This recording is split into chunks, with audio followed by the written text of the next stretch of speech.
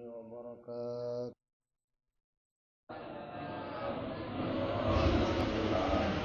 الفاتحة إلى روح سيدنا حبيبنا شفيعنا رسول الله سيدنا محمد بن عبد الله صلى الله عليه وعلى آله وأصحابه وأزواجه وذريته نزل على الرجال في الجنة ويقعون بأسرارهم وأنوارهم وعلومهم ونفاتهم بركاتهم في الدين والدنيا الآخرة ويجعلنا من حزبهم ويرزقنا معبدهم ويتوفنا على بلادهم ويحشرنا في زمرتهم بالعافية والسلامة لهم الفاتحة. أعوذ بالله من الشيطان الرجيم. بسم الله الرحمن الرحيم. الحمد لله رب العالمين الرحمن الرحيم مالك يوم الدين.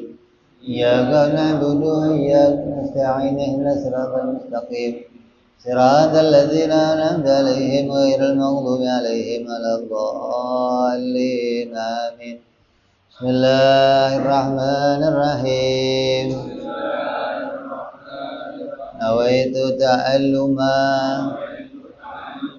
وتعليما وتذكرا وتذكيرا والنفعا والانتفاعا والإفادة والاستفادة والحثا على التمسك بكتاب الله سنة رسول الله صلى الله عليه وسلم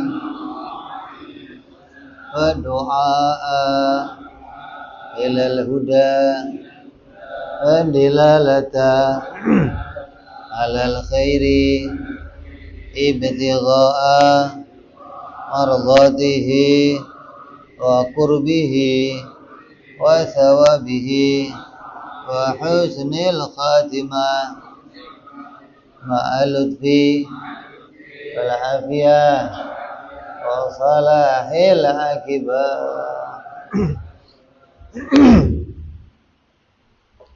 Bismillahirrahmanirrahim. Alhamdulillahirabbil alamin. Wassalatu wassalamu ala asyrafil anbiya'i wal mursalin. Sayyidina wa nabiyyina wa habibina Muhammadin sallallahu alaihi wa ala alihi wa sahbihi ajma'in, amma ba'du. Qala musanniful kitab rahimahullah wa nafa'ana bihi wa bi ulumihi bid darain. Allahumma iftah qulubana futuhal arifin wa bi hikmatika wansur alaina bi rahmatika ya arhamar rahimin.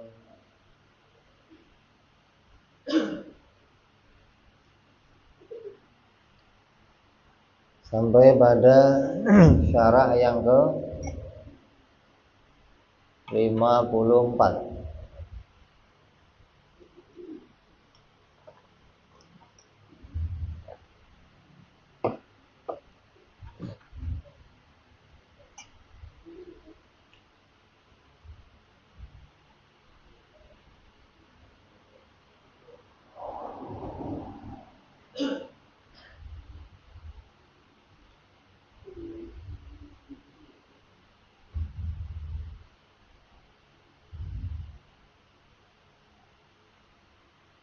Khaf min wujudi ihsanihi ilaika wa dawami isa'atika ma'ahu ayyakuna dalika istidrajan laka.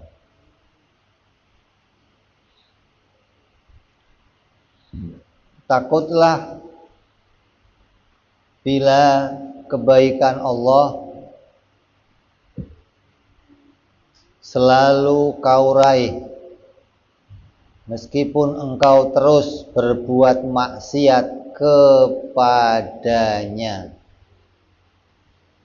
Bisa jadi lambat laun nikmat itu akan menghancurkanmu.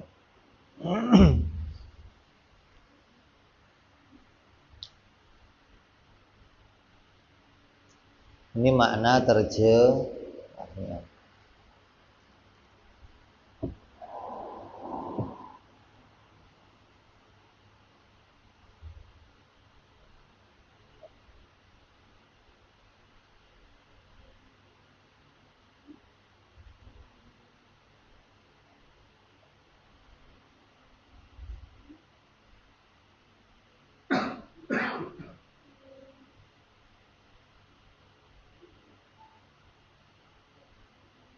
Dalam Al-Quran Allah berfirman, sanastadrijuhum min haitsu la ya'lamun. Kami nanti akan menarik mereka secara berangsur-angsur ke arah kebinasaan dengan cara yang mereka tidak ketahui.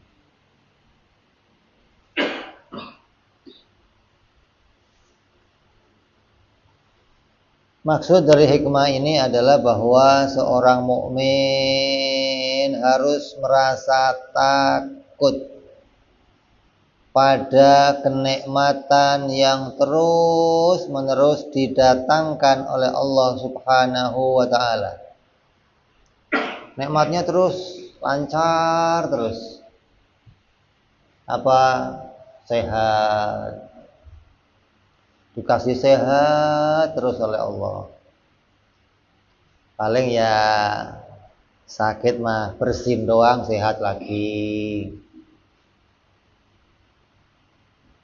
Enggak sampai masuk rumah sakit 2 tahun gitu, enggak. Kayak merasa saya ini disayang oleh Allah. Kenapa? Selalu diberikan kesehatan. Kayak doa kita ijabah, ya Allah berikan sehat terus, Allah kasih sehat.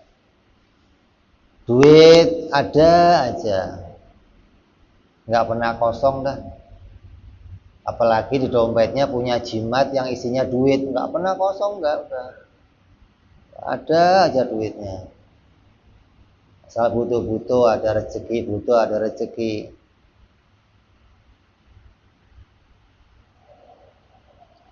Apalagi Allah kasih dia punya pengikut. Banyak orang yang mengaguminya, banyak orang yang ngefan kepadanya, banyak orang yang nge-like dia, jadi pengikutnya, punya kedudukan di masyarakat, punya kedudukan di dewan, punya kedudukan selalu tampil,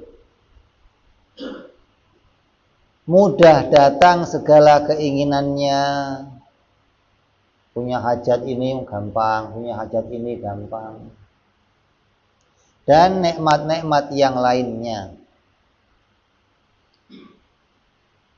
Sementara kenikmatan yang begitu banyak terus-menerus Allah berikan kepada dia, di sisi lain keadaannya masih terus-menerus berbuat maksiat. Maksiatnya masih jalan terus. Maka jangan-jangan yang kita terima itu adalah istijrad dari Allah. Yaitu, apa itu istijrad? Sebuah pemberian yang mengandung ancaman dan bahaya. Bila semua itu membuat kita bertambah lalai dan jauh dari Allah, maka orang yang mendapatkan istijrad itu adalah orang yang berada dalam malapetaka yang besar, karena dia diberi sesuatu tapi dijauhkan dari rahmatnya Allah Subhanahu wa ta'ala. Na'udzubillah. Maksiat jalan terus, asal keluar maksiat, dalam rumah maksiat, dalam sendirian maksiat, nggak ketahuan orang maksiat, terus maksiat.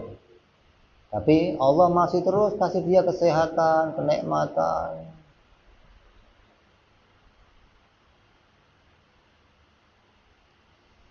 Alamat orang itu mendapatkan istijrad adalah tidak berhentinya kenikmatan yang datang dan tidak berhentinya maksiat yang dilakukan. Seakan-akan Allah menghancurkannya pelan-pelan.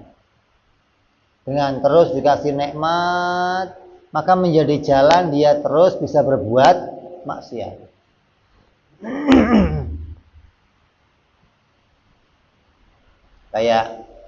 Kayak orang tua tiap hari anaknya dikasih permen terus. Pagi permen, siang permen, malam permen. Anaknya seneng banget tiap hari permen, bapak saya mah sayang banget. Ini menghancurkan pelan. Si anak nggak tahu menahu tuh, taunya wah kasih permen dikasih. Tapi itu dibalik itu semua ada hal-hal yang membahayakan untuk dirinya.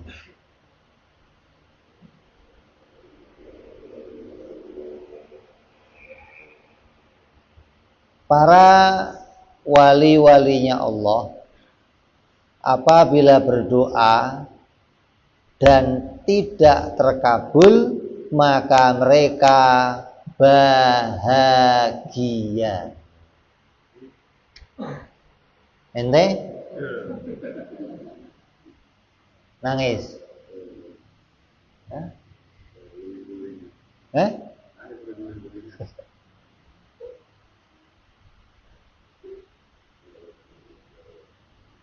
Hanya bawa aja dulu kalau doa begitu, asal dia orang nggak sembuh, udah guys.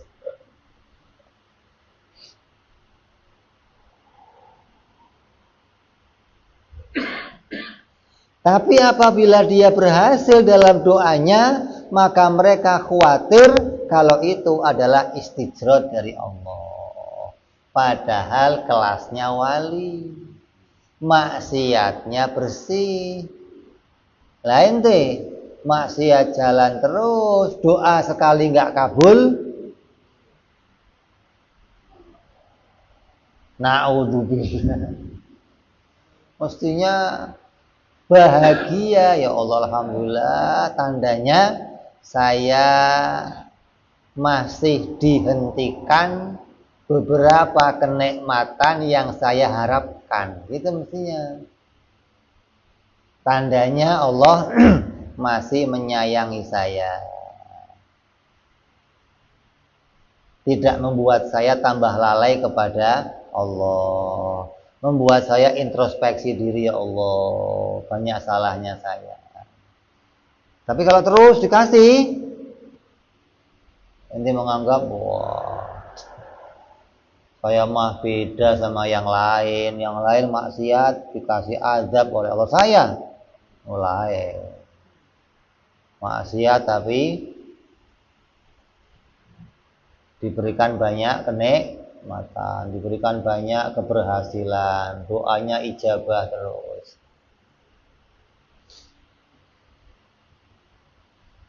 Padahal orang yang demikian ini azabnya terus berjalan. Tapi dia nggak merasa kalau azab itu sedang mengiringinya, dia nggak merasakan.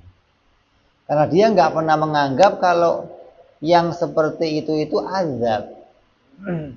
Ada azab siksaan Allah yang ditimpakan kepada dia, yang dia nggak menyadari kalau itu bentuk sebuah siksaan. Dianggap ini sebuah kenikmatan terus.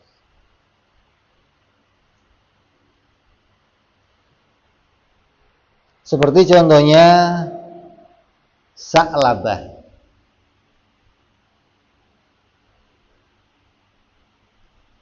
Yang hanya satu ini saja terjadi di zaman Nabi Sa'labah itu contoh satu-satunya orang yang ditampilkan dipenuhi dengan istijrot, satu-satunya. Di zaman sekarang jutaan orang seperti Sa'labah.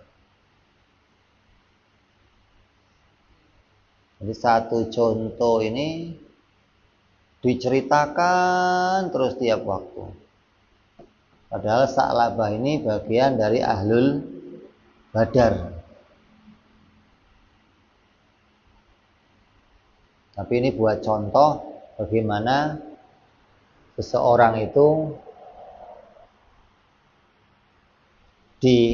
dilulu oleh Allah, terus dikasih sampai dia lalai kepada Allah Subhanahu wa ta'ala. Begitu pula zaman Bani Israel ada Bal'am bin Ba'ura. Diriwayatkan seorang laki-laki di zaman Bani Israel berkata kepada Allah, wahai Tuhanku, bahwa aku telah mendapatkan banyak kenikmatan darimu, dan aku terus saja melakukan banyak maksiat, namun engkau tidak mendatangkan siksa kepadaku. Bingung ini dia, saya ini banyak maksiat, tapi kok nikmat jalan terus. Maka Allah memberikan wahyu pada Nabi di zaman itu untuk memberikan berita kepada dia bahwa telah banyak siksaan yang telah kukirimkan kepadanya, namun dia tidak merasakannya.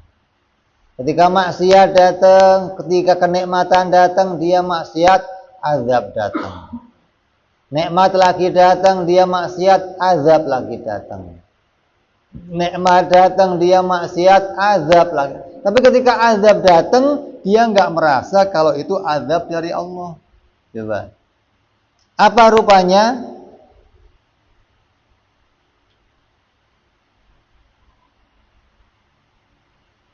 Yang pertama,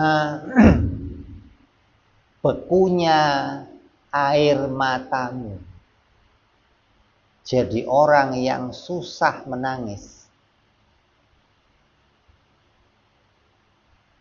Kalau ente kok sudah jadi orang yang di hati kamu susah menangis, susah untuk tunduk, menangisi sebuah maksiat kepada Allah, itu tandanya Allah memberikan siksaan di hatimu.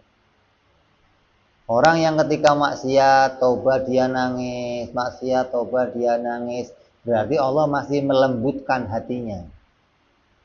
Ketika susah menangis ini diberikan, berarti Allah menjadikan keras hatinya. Dianggap dia bukan kenikmatan, nggak bisa nangis, nggak apa-apa. Apa repotnya nggak bisa nangis? Padahal tangisan itu bagian dari keindahannya yang dimiliki oleh seorang hamba.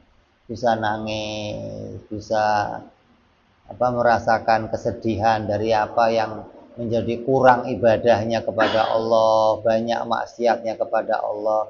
Tapi ketika hatinya dibikin nggak bisa mudah menangis, tandanya Allah mengeraskan hatinya seseorang.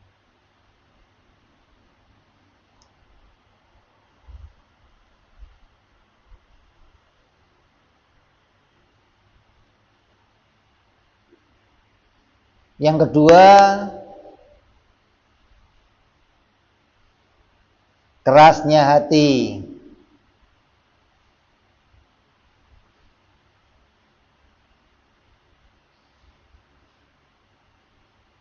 Yang ketiga lagi, hilangnya kenikmatan ibadah.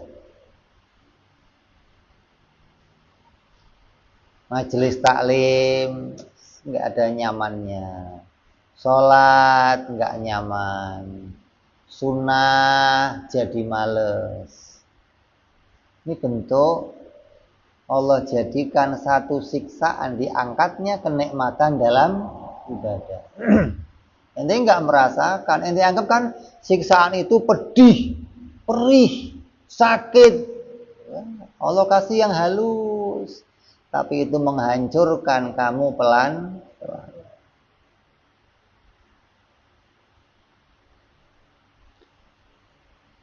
Maka hatimu adalah bagian dari hukuman. Maka apa yang Allah berikan tadi adalah bagian dari hukuman yang diberikan Allah kepadamu bila kamu bisa menyadarinya. Keadaan yang seperti sengaja dijadikan agar terus mereka lalai, dan ketika ajal datang secara mendadak mereka sedang dalam keadaan maksiat kepada Allah Subhanahu wa ta'ala. Hingga ketika dia nggak menyadari kalau itu sebuah azab dari Allah, maksiatnya jalan terus, mati dalam penghujung melakukan kemaksiatan. Na'udzubillah.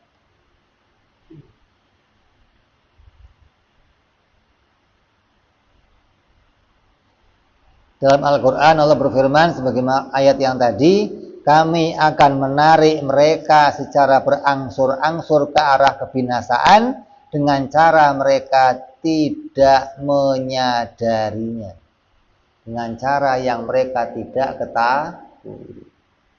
Artinya orang alamatnya su'ul khotimah itu langgeng ngelakuin maksiat, terus enggak tobat.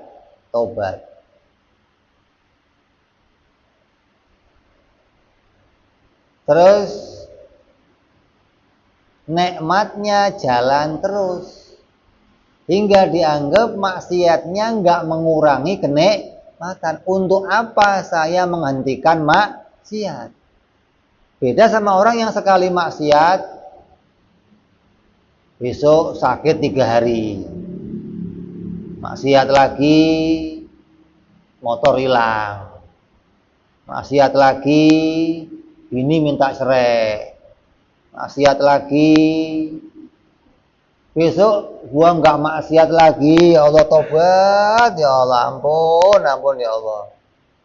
Tapi ketika maksiat, nikmat masih datang, maksiat nikmat.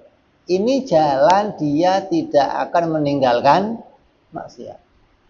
Nah, jalan ini membuat dia punya alamat akhirnya akan mudah menjadi su'ul khatimah.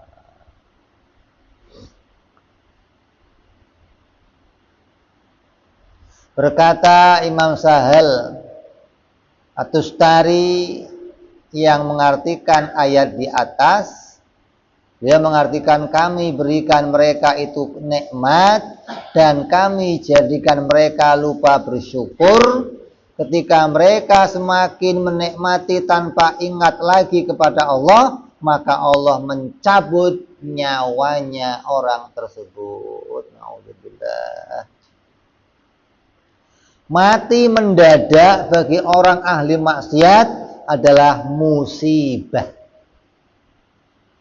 Mati mendadak bagi orang yang beriman adalah kenikmatan.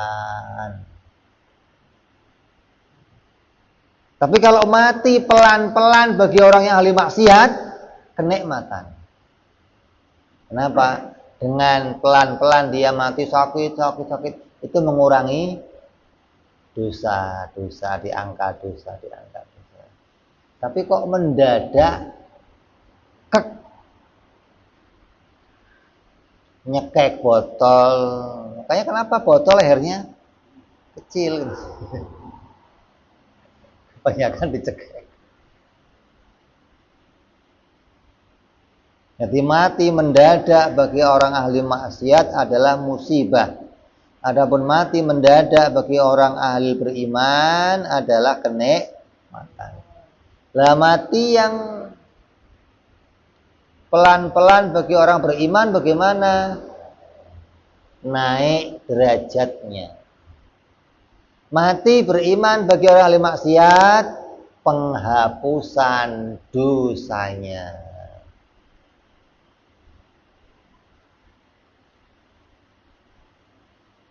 Maka wajib bagi kita bila merasa mendapat kenikmatan bersegeralah tunaikan hak dari nikmat tersebut dengan bersegera bersyukur dengan lisan, dengan hati, dan dengan anggota badan.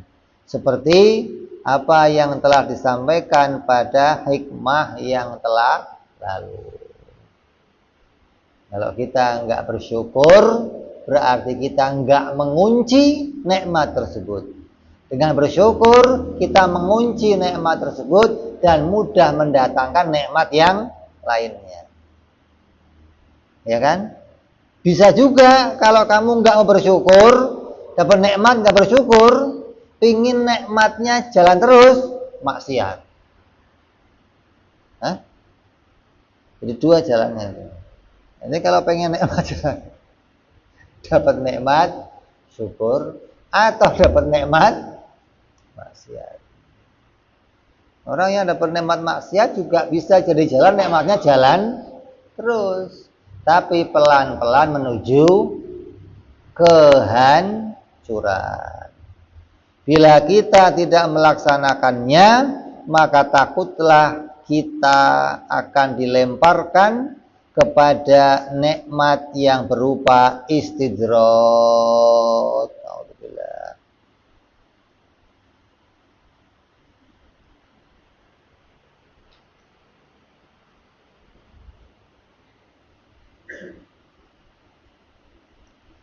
Gimana caranya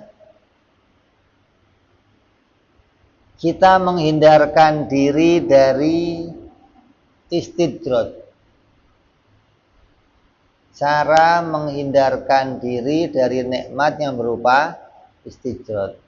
Maka bila kita mendapatkan kenikmatan, segera lakukan 3 perkara ini. Yang pertama, segera memuji kepada Allah. Namanya syukur dengan lisan.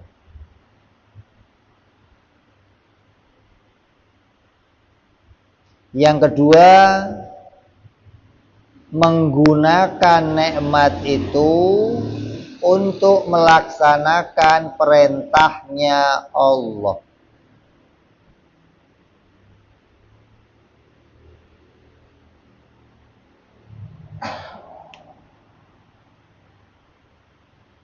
Ini syukur istilah. Yang pertama tadi syukur lughat. Syukur istilah itu nikmat yang datang segera dikembalikan untuk jalannya melakukan ketaatan kepada Allah. Yang ketiga, kita gembira kepada sang pemberi kenikmatan itu karena memilih kita untuk menerima anugerahnya. Ini puncaknya syukur namanya. Puncaknya syukur menganggap bahwa nikmat yang datang ini murni dari Allah.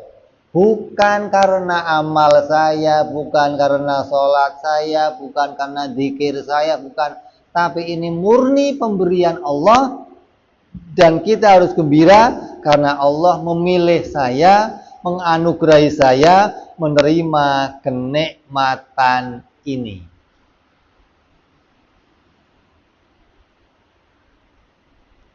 Maka kenikmatan sebanyak apapun yang kita terima tidak akan pernah membawa istidrat bila kita melakukan 3 hal tersebut. Dapat nikmat, ya Allah, alhamdulillah, segala puji bagimu ya Allah. Yang nganterin nikmat kita doakan, mudah-mudahan Allah kasih kamu kebaikan, Allah balas kamu. Nikmatnya dipakai untuk ngelakuin kebaikan. Terus hatinya bersyukur kepada Allah, ya Allah, nikmat ini betul-betul murni atas pemberianmu. Memang pada tanzizil qadim, di ilmunya Allah yang qadim, Allah telah menentukan saya mendapatkan nikmat ini, maka dia bersyukur, ya Allah, terima kasih engkau telah memilih saya menerima nikmat tersebut.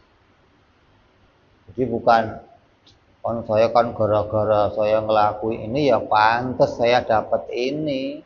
Kalau saya nggak begini, ya saya nggak dapat ini nggak bersyukur. Ini nggak sampai pada puncaknya bersyukur kepada Allah Subhanahu wa Ta'ala. Dengan 3 ini, maka kamu akan bisa menjauhkan diri dari istidraj. Kamu akan mendekatkan diri dari kenikmatan yang terus-menerus akan diberikan oleh Allah Subhanahu wa Ta'ala. Mudah-mudahan kita semua senantiasa bisa dijauhkan oleh Allah dari nikmat-nikmat yang berupa nikmat yang istijrat, mendapatkan nikmat-nikmat yang betul-betul fadl atau anugerah dari Allah Subhanahu wa Ta'ala, hingga membawa kita pada akhir hayat kita bisa mati dalam keadaan husnul khatimah. Amin ya rabbal alamin. Adiniyah wa ala niyatin shalihah wa ila hadratin nabi. Al-Fatihah. A'udzu billahi minasyaitonir rajim. Bismillahirrahmanirrahim. Alhamdulillahi rabbil alamin arrahmanir rahim maliki yaumiddin. Iyyaka na'budu wa iyyaka siratal ladzina an'amta 'alaihim ghairil maghdubi 'alaihim waladdallin. Amin. من اعترفنا بأننا اقترفنا وأننا أسرفنا على لظى أشرفنا فتوب علينا توبة تغسل كل حوبة واستر لنا عوراتي وآمن روعاتي واغفر لوالدينا ربي ومولودينا والآل والإخوان وسائر الهلان وكل ذي محبة أو جرة أو صحبة المسلمين أجمع آمين ربي فضلا وجودا منا لا باكتساب منا بالمصطفى رسولي نرضى بكل سولي صلى وسلم ربي عليه أنت الحبي وآله وصحبه دد طعسي صحبي والحمد لله في البدء والتناهي فأنا ربك رب العزة عما يصفون سلام على المرسلين والحمد لله رب العالمين. Assalamualaikum warahmatullahi wabarakatuh.